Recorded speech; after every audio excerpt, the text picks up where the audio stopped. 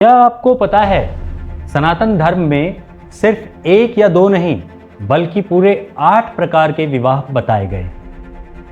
और चौंकाने वाली बात यह है कि इनमें से कुछ विवाह धर्म माने गए हैं तो कुछ विवाह को सीधा अधर्म और पाप कहा गया है। हो सकता है आपकी शादी भी इन्हीं में से किसी एक श्रेणी में आती हो, लेकिन सवाल यह है सही विवाह कौन सा है और कौन सा विवाह गलत माना गया है। नमस्कार, आप देख रहे हैं द रामलीला टॉक्स और मैं हूं पंकज झा। आज हम जानेंगे सनातन धर्म में विवाह के 8 प्रकार, कौन से विवाह को श्रेष्ठ माना गया है और कौन से अधर्म की श्रेणी में आते हैं। तो वीडियो को अंत तक जरूर देखें। विवाह का असली अर्थ। सनातन धर्म में विवाह सिर्फ एक रिश्ता नहीं है, यह एक संस्कार है। विवाह संस्कार यह दो लोगों का साथ नहीं बल्कि दो आत्माओं का मिलन है। विवाह का उद्देश्य है धर्म, अर्थ, काम और मोक्ष। इन चारों पुरुषार्थों को संतुलित बनाए रखना। इन विवाहों का वर्णन हमें प्राचीन ग्रंथों में भी मिलता है, जैसे कि मनुस्मृति। विवाह के 8 प्रकार होते हैं। ब्रह्म विवाह यह सबसे श्रेष्ठ विवाह माना गया है। इसमें पिता अपनी पुत्री को एक योग्य, विद्वान और चरित्रवान पुरुष को देता है। आज के समय में जो अरेंज मैरिज होती है वह इसी के सबसे करीब है। माता सीता और श्री राम का विवाह भी इसी के निकट माना जाता है। अब बात करते हैं देव विवाह की। इसमें कन्या को यज्ञ करने वाले ब्राह्मण को दान दिया जाता था। जब पिता योग्य वर नहीं ढूंढ पाता था तब वह यज्ञ के समय कन्या का विवाह कर देता था।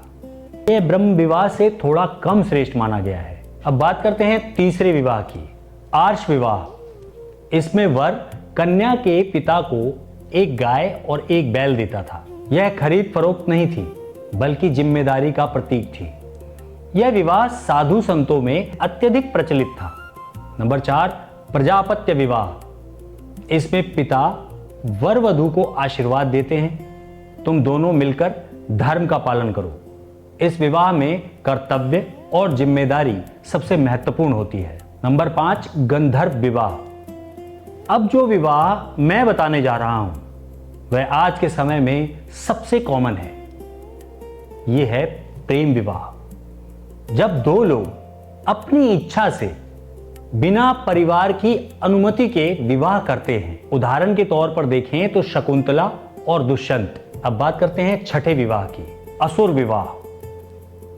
इसमें वर कन्या के परिवार को धन देकर विवाह करता है, यानी लड़की को खरीदने जैसा।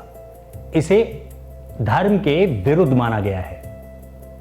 7वां विवाह, राक्षस विवाह। इसमें कन्या का अपहरण करके विवाह किया जाता है।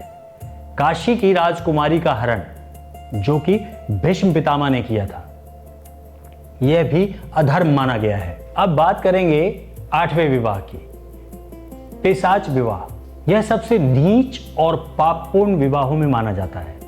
जब किसी स्त्री की इच्छा के बिना या उसे बेहोश करके संबंध बनाया जाए, यह पूर्णतः अधर्म है। कौन सा विवाह सही है?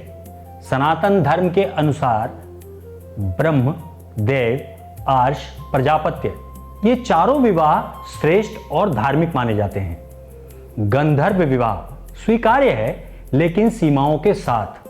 असुर, राक्षस और पिशाच स्पष्ट रूप से अधर्म है।